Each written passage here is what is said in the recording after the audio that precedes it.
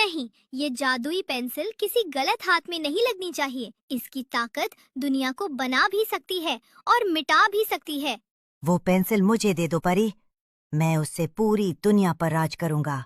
परी अपनी पूरी ताकत लगाती है और पेंसिल को दूर घने जंगल की झाड़ियों में फेंक देती है। पेंसिल एक टूटते तारे की तरह आसमान से गिरती है।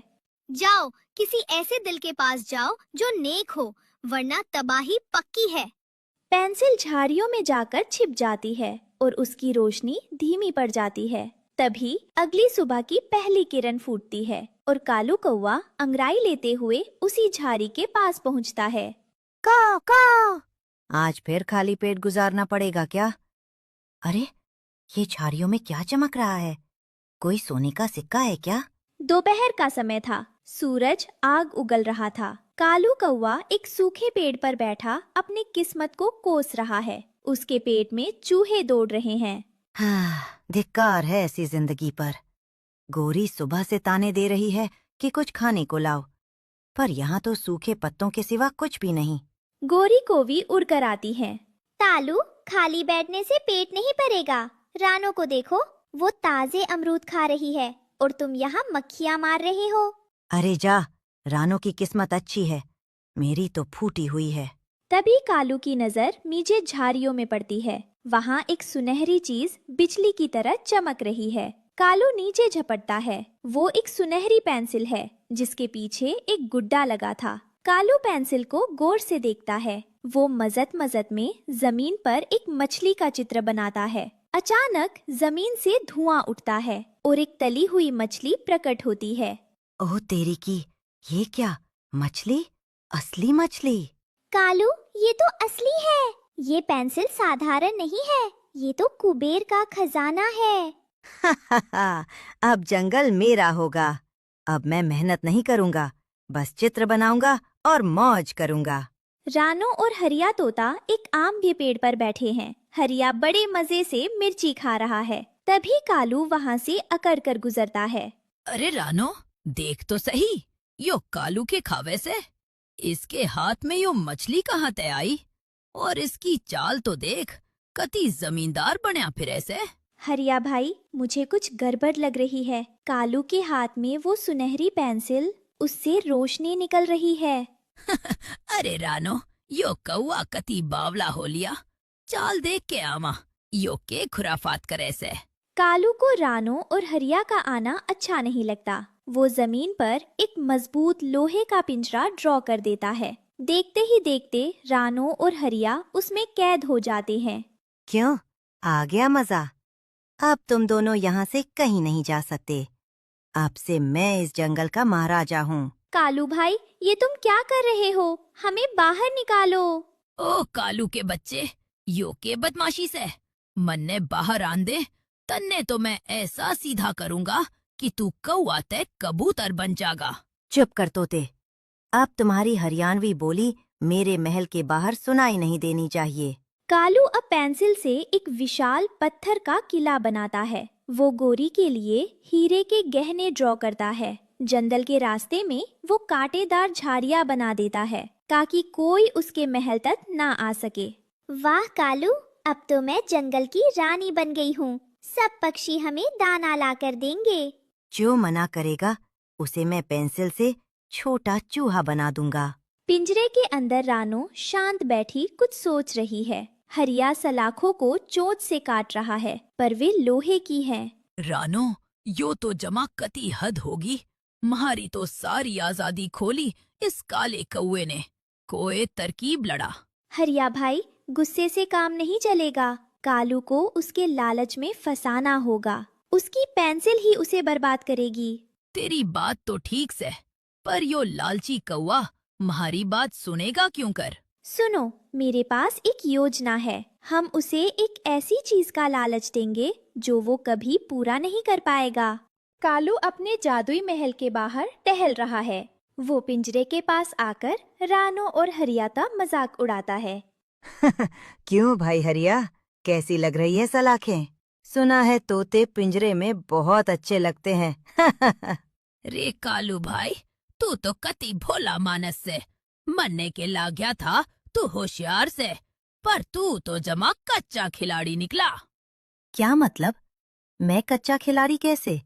देख नहीं रहा, एक इशारे पर मैंने ये किला खड़ा कर दिया।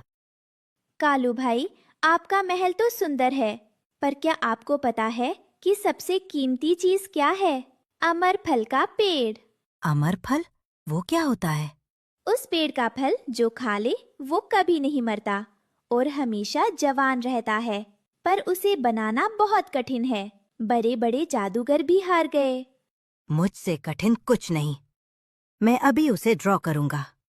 हरिया भी रानों का साथ देता है। रे जा रे कालू, तन्ने तो ठीक ते चिड़िया भी ना बनानी आवे, अमर फल का पेड़ बनावेगा। रहने दे, तेरे बस की कोनी। तू तो बस छोटी मोटी चीजें ही बना सके से। देख तोते, अभी मैं ऐसा पेड़ बनाऊंगा कि तुम देखते रह जाओगे। कालू एक बहुत बड़े पत्थर पर अमर फल का पेड़ बनाना शुरू करता है। रानू ने उसे बताया था कि उस पेड़ में हजारों पत्तियां और हर पत्ती पर एक नक्काशी होनी चाहिए। कालू पागलों की तरह पेंसिल घिसने लगता है। घंटों बीत जाते हैं। उफ, ये तो बहुत बड़ा पेड़ है। मेरे हाथ दर्द करने लगे हैं। हिम्मत मत हारो कालू, अमर होना है तो मेहनत तो करनी पड़ेगी। कालू पेड़ बनाने में इतना खो गया कि उसे होश ही नहीं रहा। रानू ने गौर किया कि कालू ने पिंजरा तो बनाया था, पर उसकी जमीन ड्रॉ करना भूल गया था। हरिया भाई, देखो, पिंजरे के नीचे जाल है ही नहीं। अगर हम मिलकर जोर लगाएं तो ये मिट्टी से बाहर निकल सकता है। ले फिर, दे धक्का। जय बजरंगबली। दोनों जोर लगाते हैं और पिंजरा एक तरफ पलट जाता है। रानू और हरिया आजाद हो जाते हैं। रानू और हरिया दबे पांव कालू के पीछे पहुंचते हैं। कालू अब भी पेड़ की अंतिम टहनी पर बारीक काम कर रहा है। उसकी आंखें थक चुकी हैं। देख रानो, मौका अच्छा से। तू दाएं ते जा, मैं बाएं ते झपट्टा मारूंगा। यो कौआ कति काम में डूबिया पड़ा से, इसे अपनी सुध बुध को नी। ठीक है हरिया भाई, जैसे ही मैं ची करूं तुम कालू को उलझा लेना और मैं पेंसिल झपट लूंगी। जैसे ही रानू इशारा करती है, हरिया तोता कालू के सिर पर जाकर अपनी चोंच मारता है। ले बेटे, अब बन राजा। अरे, ये क्या? तुम आजाद कैसे हुए? कालू कौवा घबरा जाता है। रानो जादुई पेंसिल छीन लेती है। बस कालू भाई, बहुत देख लिया तुम्हारा शाकाला का बूम बूम वाला खेल। तुमने क्या सोचा था? इस जादुई पेंसिल से तुम दूसरों की खुशियां मिटा दोगे और हम चुप रहेंगे। रानो, वो वापस कर दो। वो मेरी है। मैंने उससे बहुत कुछ बनाना है अभी। कालू और गोरी रानो के पीछे दौड़ते हैं। रानो पेंसिल के पीछे लगे जादुई रबर का इस्तेमाल करती है। वो जहां जहां कालू ने चित्र बनाए थे, वहां रबर रगड़ती है। अब तुम्हारा लालच मिटेगा कालू।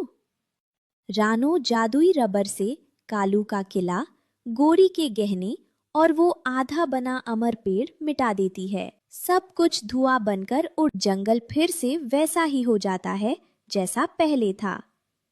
कालू अब निहत्था है। जंगल के सारे पक्षी आ जाते हैं। हरिया तोता कालू के सामने खड़ा होकर डपटता है। क्यों रे कालू, आ गया स्वाद? तने के ला गया था कि इस जादुई पेंसिल ते तू सबका राजा बन जागा। रे बावले, जो चीज मेहनत ते ना मिलती वो कदे टिकती कोनी। इब सीधा हो जा और मांग माफी रानो ते। रानो बहन, मुझे माफ कर दो। लालच ने मेरी आंखों पर पट्टी बांध दी थी।